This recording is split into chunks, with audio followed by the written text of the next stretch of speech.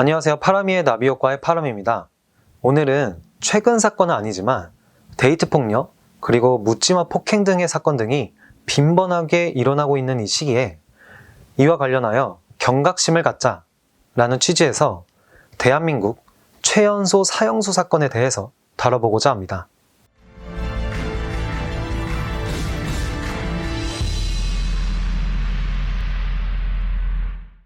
이 사건은 2014년 대구광역시에서 발생한 살인사건입니다. 먼저 이 사건을 간략하게 요약해 보겠습니다. 2014년 5월 19일 대구 달서구 모 아파트에서 권모 씨와 권모 씨의 아내인 이모 씨가 살해당한 채 발견되었고, 권 씨에 따른 아파트 화단에 추락해 부상을 입고 병원으로 이송이 됩니다.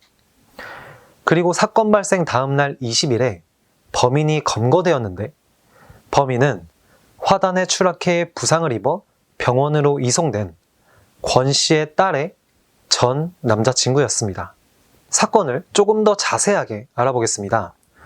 사건이 발생한 5월 19일 범인은 오후 5시 반쯤 배관공인 척하며 전 여자친구의 아파트를 찾아가 5분가량 내부를 살핀 후 부모님만 있는 것을 확인하고 밖으로 나옵니다.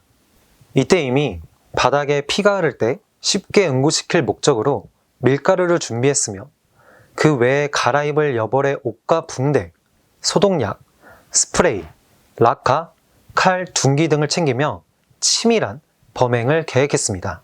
배관공인 척하며 내부를 살피고 나오고 50분 뒤인 6시 20분쯤 다시 배관공인 척하고 집으로 들어갔고, 6시 30분쯤 권 씨의 모친에게 수리 시간이 길어진다는 말을 듣고 모친을 화장실로 유인한 뒤 스프레이 락카를 뿌리고 칼로 찌르고 둔기로 머리를 내리쳐 살해했습니다.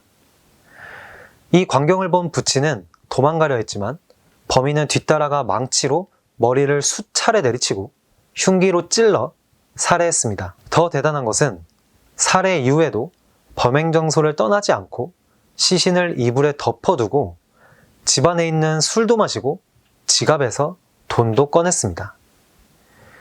그리고 권 씨 부친의 휴대폰으로 전 여자친구인 권양에게 메신저로 귀가를 종용했고 선물을 준비했다고 말하며 귀가를 재촉합니다.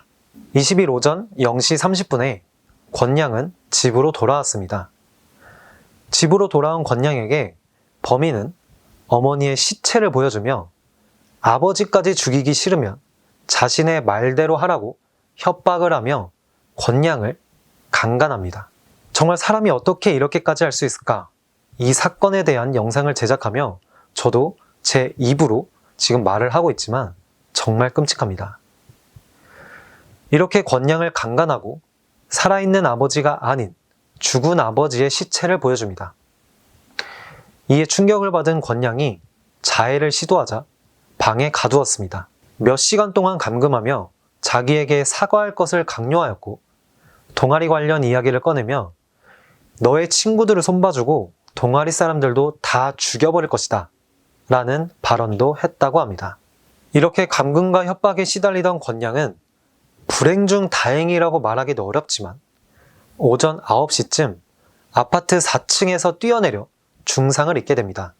이렇게 권양이 탈출한 이후에도 범인은 범행 장소를 떠나 자신의 자취방으로 돌아가기 전 마트에 들려 종업원에게 손을 다쳐 피가 많이 난다며 웃으며 이야기하고, 과도를 사서 학교 인근 경산 자취방에 돌아가 술을 마시고 숙면을 취하는 등의 죄의식이라곤 찾아볼 수도 없는 행동을 보였고, 판결문에 따르면 집에서 마지막으로 술 한 잔이나 하고 자수하려고 했는데 경찰이 날 붙잡았다 라고 진술을 했다고 합니다.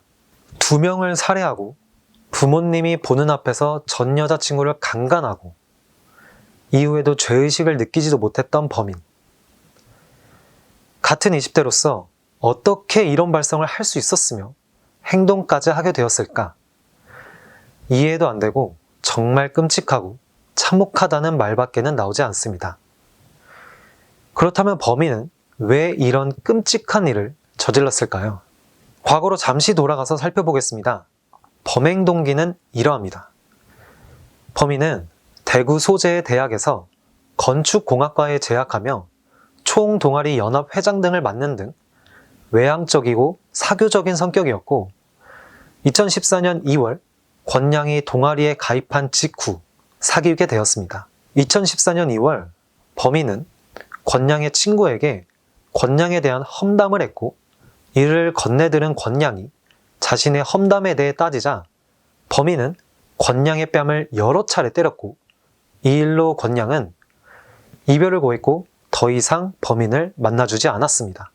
그리고 2014년 4월 7일 범인은 대학교 실험실 옆에서 권양을 발견하고 자신의 자취방으로 데려가려고 했고 이에 불응하자 뺨을 15회 때리고 발로 몸을 밟았으며 자신의 자취방으로 데려가 또 폭행을 하였습니다. 이로 인해 전치 3주의 진단이 나왔습니다. 이것도 6시까지 권양이 수업에 돌아오지 않은 것을 걱정한 선후배가 범인의 자취방에 찾아온 덕분에 이 정도 구타에서 끝났다고 합니다. 이 일로 범인이 딸에게 폭행을 한 것을 안 권양의 부모가 범인을 찾아가 헤어지라고 말했고 동시에 범인에게 휴학할 것을 이야기했습니다. 이에 범인이 휴학을 하게 되며 자동적으로 동아리 연합 회장직에서도 물러나야 했고 이러한 상황에서 자존심과 사회적 평가가 떨어진 것에 분노하여 범행을 하게 되었다고 합니다. 이미 여자친구에게 폭행을 가혹하게 저질러 온 것을 봐서 정상은 아니라고 생각됩니다. 자존심, 사회적 평판, 이런 것들이 그렇게 중요했다면 오히려 여자친구에게 잘 대해주어야 되지 않았을까요? 그저 사이코패스라고밖에 생각되지 않습니다. 심지어 범인은 해병대 군 복무 시절에도 후임병에게 가혹행위 등으로 인해 징역 1년, 집행유예 2년을 선고받았었다고 합니다. 결국 2014년 9월 19일 1심에서 범인은 사형을 선고받습니다. 재판부는 범행 동기를 이해할 수 없으며 피고인은 피해자들에게 가장 안정감을 주는 집으로 침입해 권양의 부모를 극도의 공포 속에서 잔혹한 수법으로 살해하고 권양을 집으로 유인해 목숨을 위협하며 협박하고 부모의 시신을 순차적으로 보여 권양에게 씻을 수 없는 정신적 충격을 안겨줬을 뿐 아니라 112일간의 치료가 필요한 중상해를 입힌 점, 피해자의 다른 유족 또한 평생 치유가 될 수 없는 깊은 상처를 입게 되었고 무엇보다도 비교할 수 없이 존엄한 사람의 생명을 2차례나 가볍게 여겨 앗아가며 피해자들의 딸인 피해자 권 씨를 유인한 후 피해자들의 목숨을 담보로 통제해 감금한 피고인은 권양과 가족에게 엄청난 고통을, 국민들에게 매우 큰 충격을 주었고 피해를 회복하지도 못했다 라고 말을 했습니다.